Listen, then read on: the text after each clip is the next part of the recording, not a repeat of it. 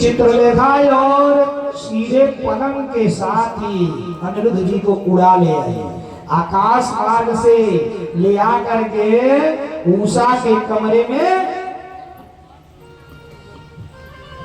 दे दिया। घर का भेदी लंका जाए, निंदक नियरे राखिए,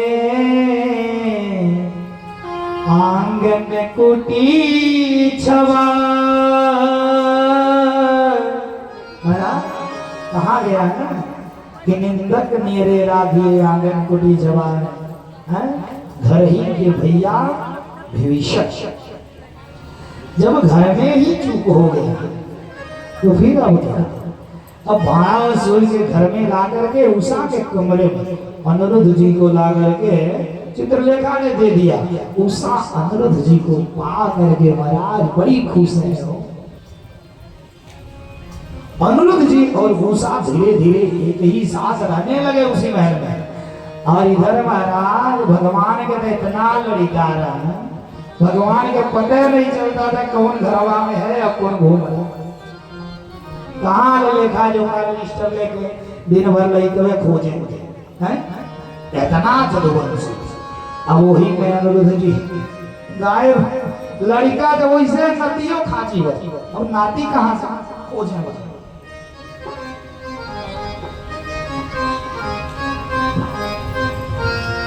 महाराज अब रहने लगे अनिरुद्ध जी उषा के साथ प्रेम चलने लगा।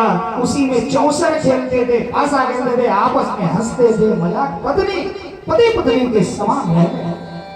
महाराज संयोग से उषा गर्भवती है।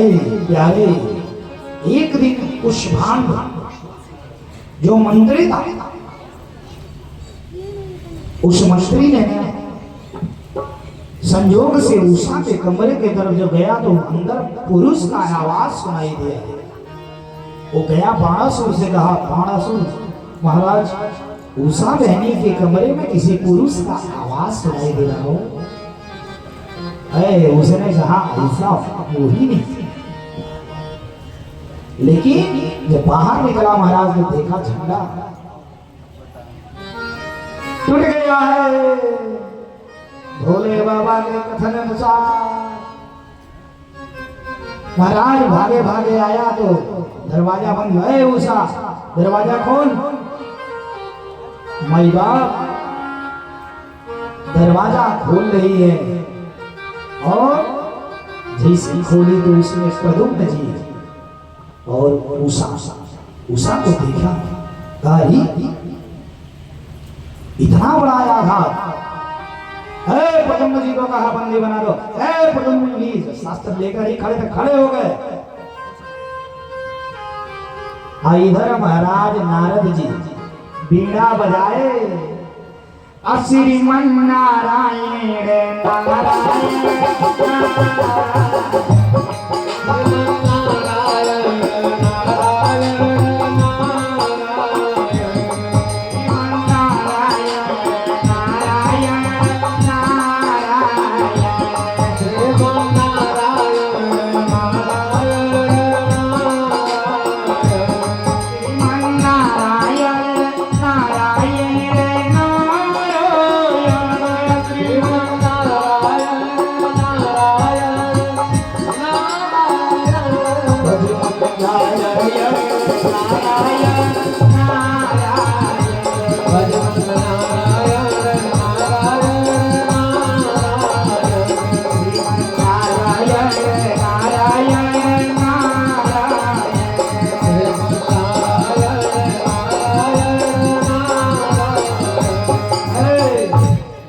बजाए पहुंच गए द्वारिका। और द्वारिका में जाकर के भगवान से बतलाए आपके नाती अनिरुद्ध को बाणासुर बंदी बना लिया। महाराज अब भगवान कृष्ण कैसे मान जाए? नाती अरे साग नहीं, सागे के पानी है। जितना सगवा से प्रेम नहीं उतना साग के पानी से प्रेम होता है कि नहीं है? महाराज भगवान को उड़ा गए। जदुवंशियों के लिए सेना तैयार की है, नारायणी सेना। और चढ़ गए सोनितपुर। बाणासुर की राजधानी सोनितपुर में भगवान चढ़ाई कर दिए। और जैसे महाराज चढ़ाई किए पहुंचे बाणासुर के गेट के पास। अब भगवान शंकर कहे थे जब कोई आपत्ति आएगी तो मैं तुम्हारे महल का रक्षा करूंगा, टेंशन मत लो, नो टेंशन। महाराज भोले बाबा पहुंच गए। आज जैसे भोले बाबा पहुंचे कहे बस अंदर नहीं जाना है। अरे महाराज कृष्ण कहे मेरे जाने दीजिए। कहे नहीं मेरे रहते जाना नहीं है, अंदर प्रवेश नहीं है, नो एंट्री। महाराज अब क्या हो? अब भगवान भोलेनाथ से युद्ध होने लगा। महाराज शंकर जी दुनिया से छोड़ने लगे क्या? बारिश का जल, बारिश छोड़ने लगे फुहारा, ये सब भागे आयनिया से। तमाम जदुवंशियों को भी शंकर जी के गण लगे मारने। आज जब मारने लगे तो कृष्ण भगवान कहे अब क्या करूं? भगवान सोच रहे हैं तौले शंकर जी दुनिया से छोड़ दिए ज्वर। आज जब ज्वर छोड़े तो ये सब बुखरा गए, जिन्ना जदुवंशी के बीमार पड़ गए। आज जब बीमार पड़े कृष्ण भगवान सोचे, कृष्ण भगवान तुरंत दुनिया से छोड़ दिए जम्हाई वाला बाण। अब शंकर जी के जितना गौण थे सब लगे सोने जमुआने। जैसे उजरमान जी हमारे जाके कुलरवा के पसमा बैठे हैं, बैठे बैठे कुलरवे पे सो गए। भगत जी बता इन्हीं सुधा 2:30 बजे तक जाग रहा हूं मैं, आज सुबह 5 बजे फिर जग, 3 घंटा सो रहा हूं। नींद आ रही आप लोगों को? बोलिए कृष्ण भगवान की जय। हमारियों नहीं दिया बता।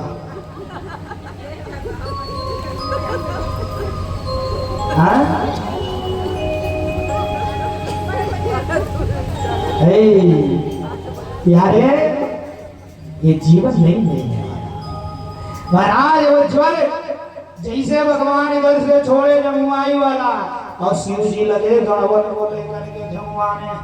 आज जैसे जमुआने लगे कृष्ण भगवान सेना लेकर प्रविष्ट कर गए। आज जब प्रविष्ट किए जब बाणासुर से आया 1000 सहस्त्र बाहु लेकर के आ गया। लगा युद्धों ने हो एक बार मारा 1000 बाण सन सन। आयनिया से भगवान जब क्रोधित हुए तो सुदर्शन चक्र को आदेश दिए कि इस बाणासुर का अभिमान इसका हाथ है। भगवान का तो भोजन है अहंकार। अभिमान गोविंद ही भावत नहीं। महाराज भगवान छोड़े इधर से सुदर्शन चक्र, इस चक्र जाकर के बाणासुर के हथवा को लगा काटने।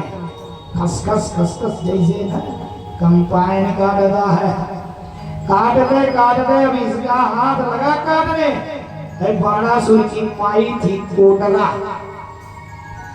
कोटरा ने देखा मेरा पुत्र मर जाएगा। महाराज माँ अपने पुत्र के लिए हर अस्त्र पर उतर जाती है। पूत कपूत सुना है वरना माता सुनी माता। लेकिन महाराज प्यारे अब वो आई और नग्न होकर के आई, निर्वस्त्र होकर के कन्हैया के सामने आ करके त्राहिमाम छोड़ दो कन्हैया मेरे पुत्र को। भगवान लज्जित हो, भगवान को शर्म आ गई, लज्जित हो गए। तो भगवान ने चक्र सुदर्शन को रोक लिया। बाणासुर के बचाता दुई हाथ में सारा अहंकार चूर। बाणासुर हाथ जोड़ लिया, मरियो नहीं दिया लगा था। बाणासुर हाथ जोड़ लिया।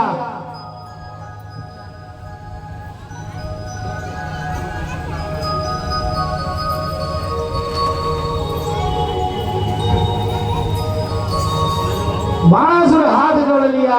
और हाथ जोड़ने के बाद उषा और अनिरुद्ध को अब बराती तो आया ही है, बराती का आएगा। भगवान उतना जदुवंशी लेके युद्ध करे तो आए ही है, अब जितना युद्ध करे आए गई है बन गए बराती। अब महाराज वही विवाह हुआ, विवाह करके बाणासुर ने अनिरुद्ध और उषा को दान दहेज देकर के द्वारिका के लिए विदा किया। बोलिए कृष्ण भगवान की जय, श्री बाल कृष्ण भगवान की जय।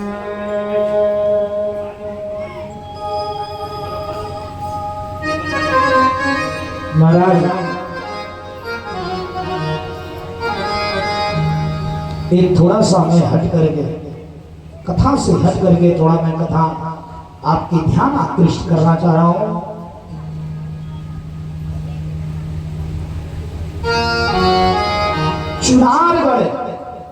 चुनारगढ़ में एक बहुत बड़े सेठ थे, नरसी सेठ, और उनके भाई पुलिस के बड़े अधिकारी थे। दो भाई थे महाराज, बचपन में माता मर गई थी नरसी, और दादी ने किसी तरह, ध्यान को इधर उधर मत करेंगे, कथा समझ में नहीं आएगी, बहुत ही मार्मिक कथा है भाई बाप। इस कथा में एक सेकंड भी इधर उधर हुए तो समझ में नहीं आने वाली। महाराज नरसी सेठ को किसी तरह दादी ने पाला पोसा, मां बचपन में ही मर गई, समय पर दादी भी मर गई, बेचारे अकेले पड़ गए। बड़े भैया की शादी हो गई थी, भौजाई आ चुकी थी, किसी तरह से नरसी जी का विवाह हुआ, और आज विवाह हुआ। नरसी जी के एक पुत्र और एक पुत्री जन्म। महाराज कुछ समय बीता, काल के ब्याल ने नरसी की पत्नी को उठा लिया, माई बाप पत्नी को उठा लिया। कुछ समय और बीता, काल के ब्याल ने उस पुत्र को भी उठा लिया हो, और जो पुत्री थी महाराज उसका ब्याह तो नरसिंह जी पहले कर दिए थे। भाई थे उस समय बड़े सेठ थे, विवाह धूमधाम से चुनारगढ़ के सिरसागढ़ के एक मेहता परिवार, बड़े श्यामल सेठ थे, बड़े पैसा वाले थे। उनके घर अपनी पुत्री रमा नाम था, माई बाप, रमा का विवाह कर दिया। अब इधर पुत्र मर गया, भाई और भाभी की धन पर कुदृष्टि आ गई। भैया भाभी धन पर कुदृष्टि डाल दिए, और माई बाप जिस प्रकार से रावण ने विभीषण को लात मार करके घर से बाहर निकाल दिया था, उसी तरह से नरसिंह जी को उनके भाई और भौजाई ने घर से बाहर निकाल दिया। नरसिंह जी उस देहली को प्रणाम किए, और देहली को प्रणाम करके फिर मुड़ करके भी कभी उस देहली के तरफ आए नहीं। माई बाप चले, और गांव के ही बाहर एक ठाकुर जी की छोटी सी कुटिया थी, टूटी फूटी कुटिया, उसी में जाकर के नरसिंह जी रहने लगे, भगवान का भजन करने लगे। माई बाप इधर धीरे धीरे धीरे धीरे समय बीतता गया। अब नरसिंह जी तो भिखारी बन गए, तो बिटिया का खबर हाल लेने कौन जाएगा। इतने बड़े राजा परिवार में ब्याही गई थी माई बाप। अब इधर धीरे धीरे 20 साल बीत गया माई बाप। जब 20 साल बीत गया, संयोग से उस बिटिया की भी बिटिया हुई, रमा की बिटिया हुई, नरसिंह जी की नतनी, उसके विवाह का समय हुआ। माई बाप विवाह का समय हुआ हो। 20 साल के भीतर परिवार वालों ने उस रमा को ससुराल नैहर जाने नहीं दिया था, और ना रमा का हाल चाल पाई परिवार का हो। पड़ी रही बेचारी।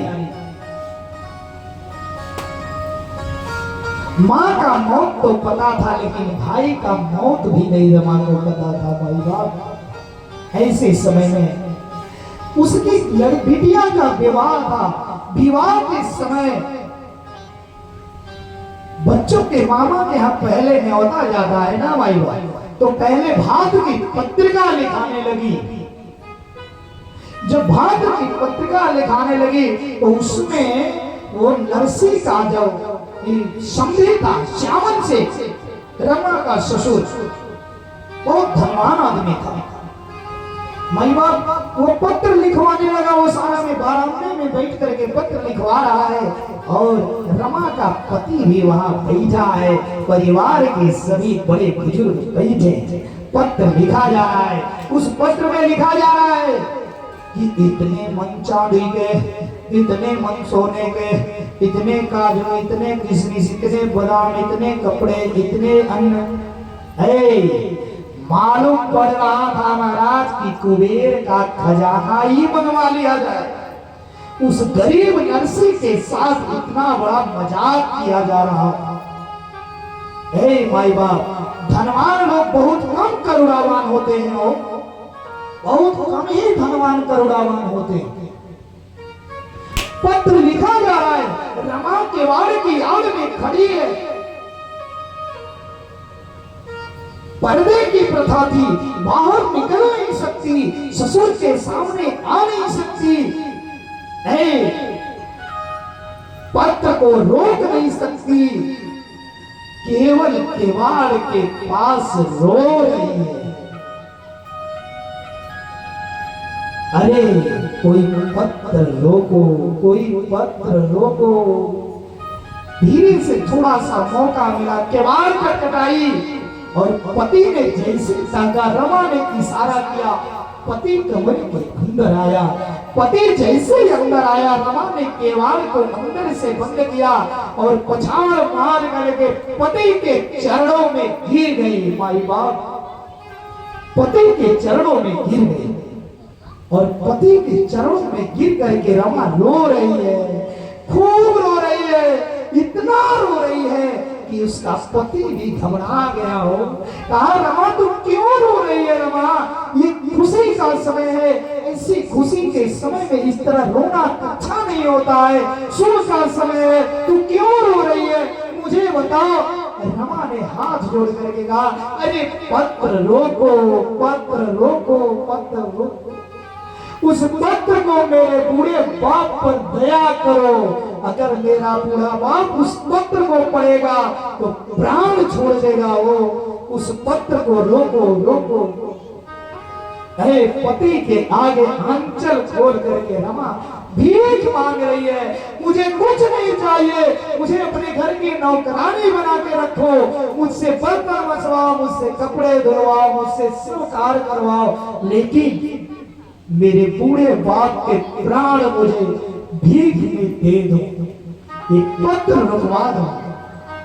पति ने कहा, रमा देख, मैं पिता को रोक नहीं सकता, पत्र को रोक नहीं सकता, पिता को समझा नहीं सकता। बाबूजी बड़े क्रोध में है, मैं क्या करूं? ठीक है, पत्र लिख रहे हैं, लिखने दो, लाने की व्यवस्था है, उनको जो रहेगा लाएंगे, ना ले आएंगे, उनकी व्यवस्था है, लेकिन मैं कुछ कर नहीं सकता। रमा रो रही है महाराज। आज एक गरीब के साथ मजाक किया जा रहा है। माई बाप, उस पत्र को नाव को दे दिया गया, नाव पत्र लेकर के जाने लगा। रमा ने नाव को अंदर बुलवाया, कहा, भैया इस पत्र को मेरे पिताजी को तो दे देना, लेकिन कह देना कुछ आने होने के चक्कर में नहीं पड़ेंगे हो। ये तो सगुन का, शुभ का सगुन है, इसलिए लिख दिया गया है, लेकिन लाने के चक्कर में नहीं पड़ेंगे। माई बाप, पिता और पुत्री का नाता बड़ा ही पवित्र होता है, बहुत ही पवित्र रिश्ता है। माई बाप, अगर कोई व्यक्ति दिन भर कमा करके अगर थका सहता घर में जाता है ना, तो पहले अगर बिटिया होती तो जल लेकर के वही बिटिया आती है। और अगर उसके चेहरे पे थोड़ी सी भी उदासी दिखती है तो बिटिया जा करके माँ से कहती है, माँ बाबूजी पता नहीं क्यों उदास, उनका मुख झुका हुआ। जा करके बाबूजी से पूछ, माँ बाबूजी क्यों उदास है।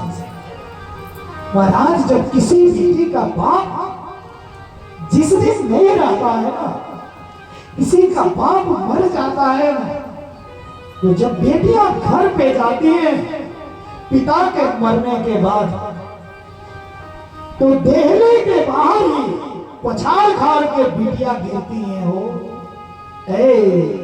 आज से ये देहली मेरे लिए पराई हो गई, पराई हो गई। महाराज जब तक बाप जिंदा है नैहर में ना, बेटियों की खूब चलती, लेकिन जब बाप मर जाता है तो बेटियां भाई और भौजाई की कृपा पर हो जाती हैं, क्योंकि माँ का भी नहीं चलता है। वो प्यारे माँ भी भैया और भाभियों के कृपा पर जीती हैं। ऐसे समय में माई बाप रमा रो करके नाव से कह रही है, भैया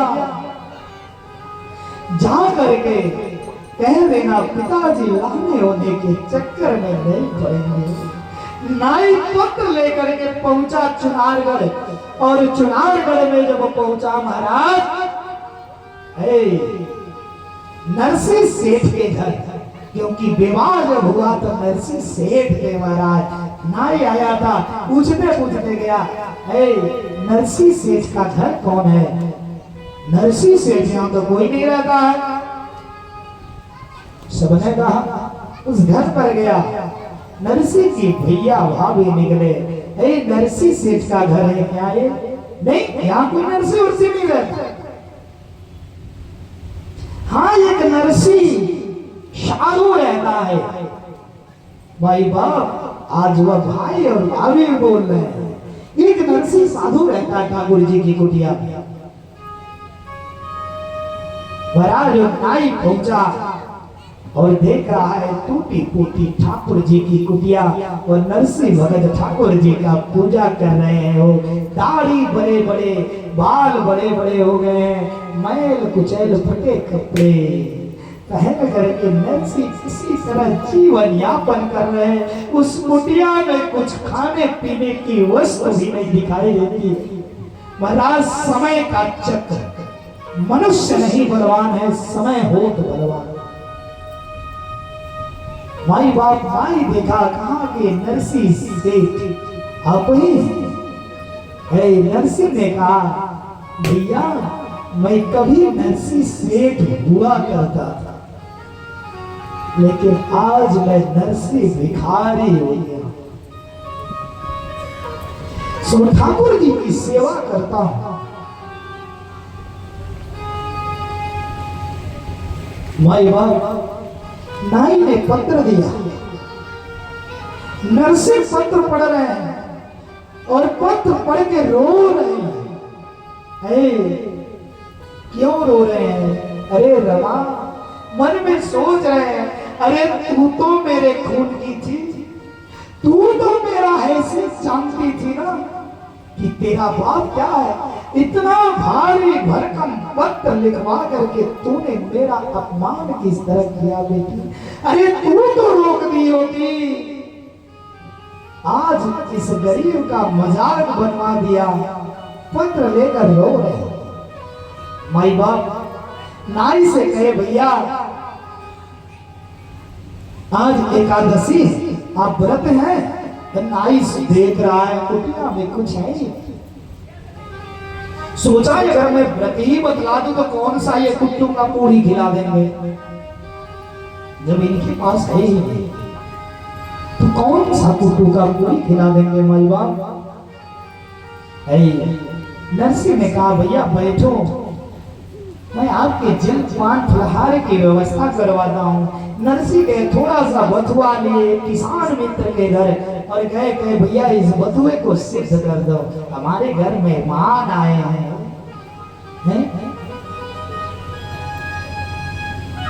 माई बाप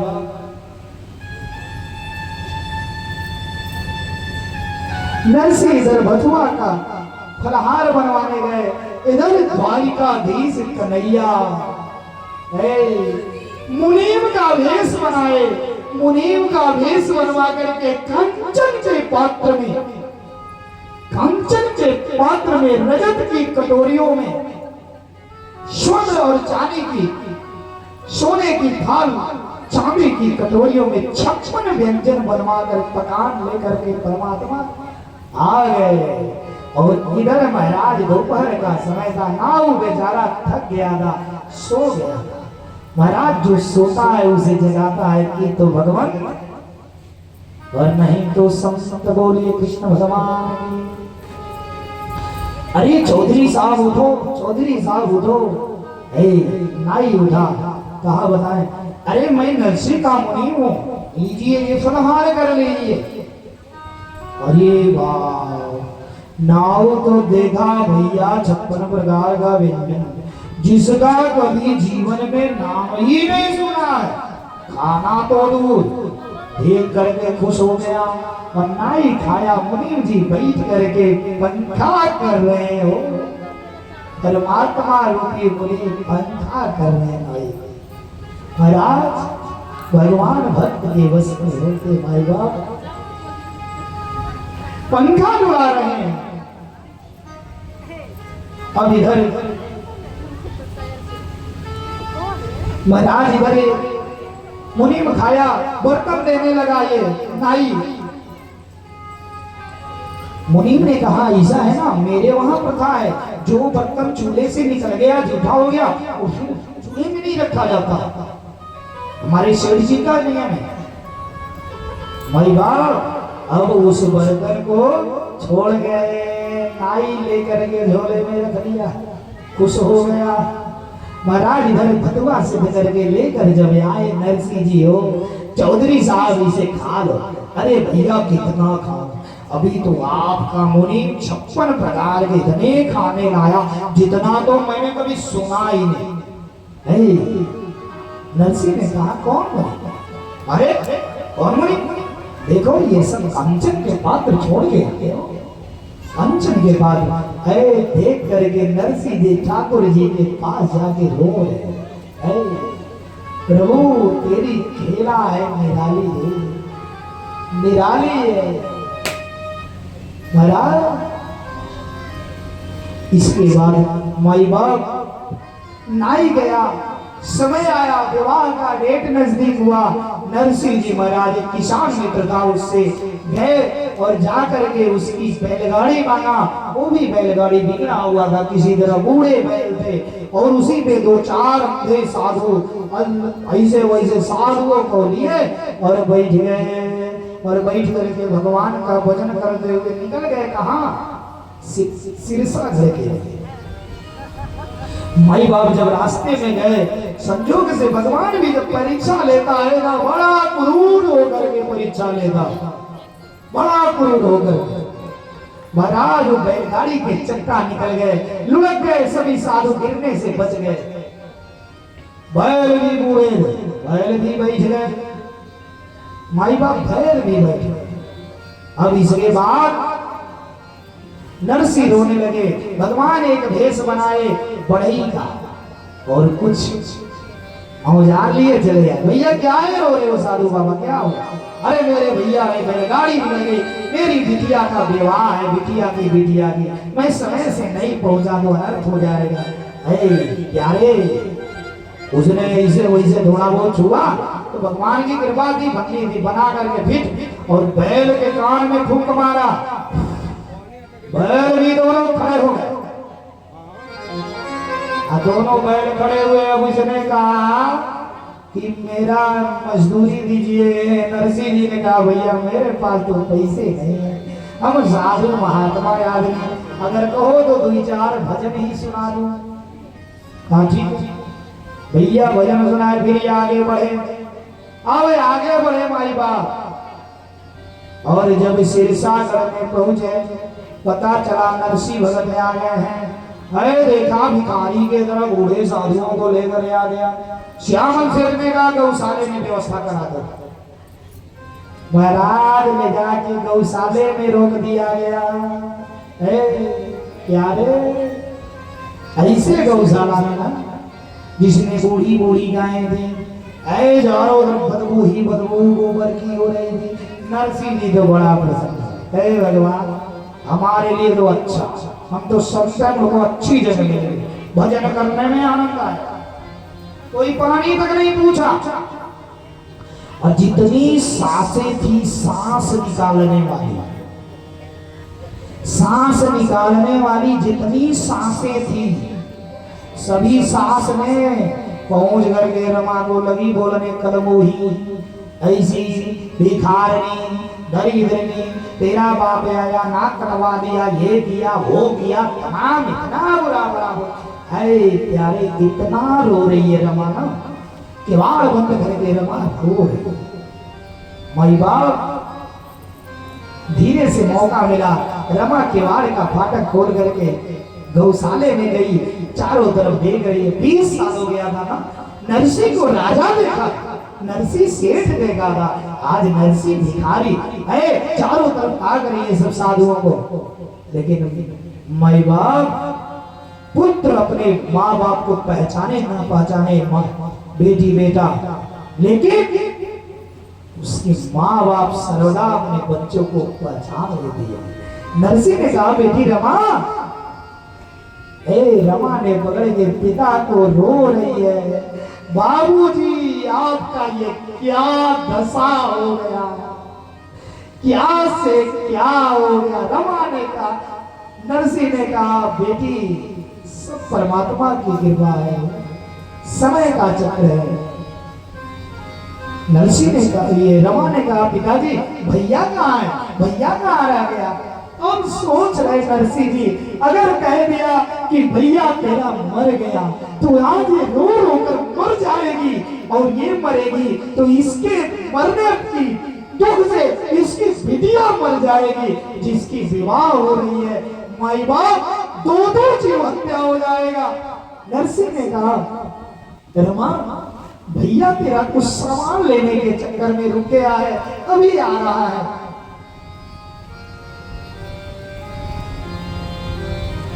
माई बाप रमा वहां से गई और इधर फिर वही मुनीम जो मुनीम का भेष बना के भगवान नाई को भोजन कराए गए, उसी मुनीम का भेष बना के द्वारिकाधीश ने कुबेर को आदेश दिया, ऐ कुबेर सारी बैलगाड़ियों में धन भर दो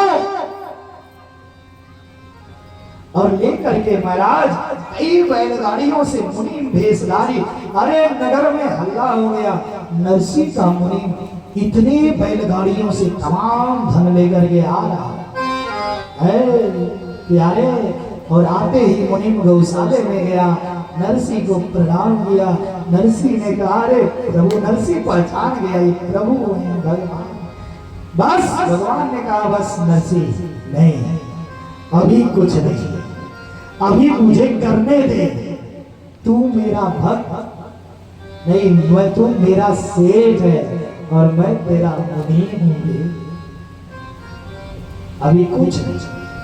महाराज इधर हल्ला हो गया, वही सांसें जितने जिसके रमा को इतना बुरा भला कही, जो सांसें सांस निकाल लेती थी वही सांसें रमा को चूमने लगी। रमा अरे तू तो लक्ष्मी है रे, तू बड़ी प्यारी है, तू बहुत ये है वो है। महाराज इतना चूमने लगी, एक बुढ़िया थी जिसके दांता नहीं था, उसने दिया रमा अरे मेरी बेटी तू तो बड़ी बड़ी लक्ष्मी है रे, कहाँ बदे मेरी। और महाराज इतना चूमी सब कि थूके थूक भर दिए रमा के मुंह पर, चुमते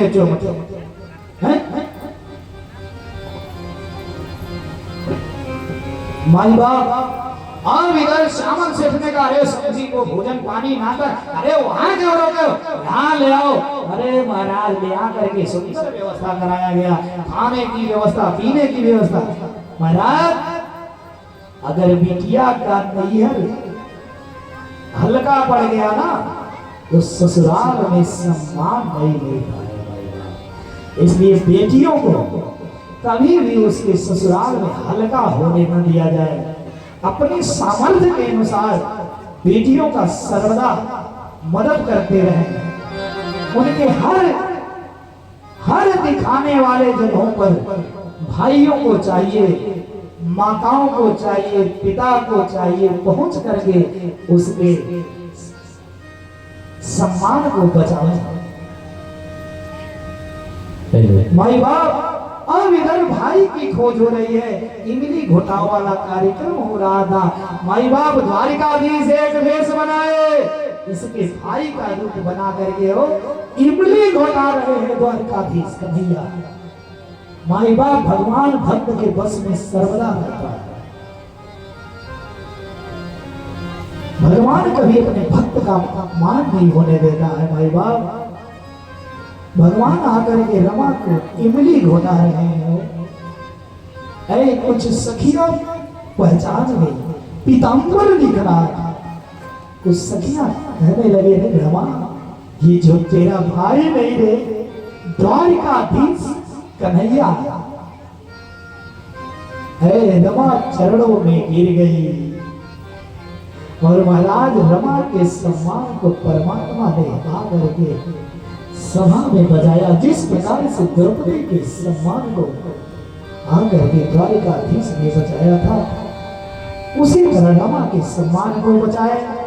बोलिए कृष्ण भगवान की जय, श्री बाल कृष्ण लाल की जय। तो कहना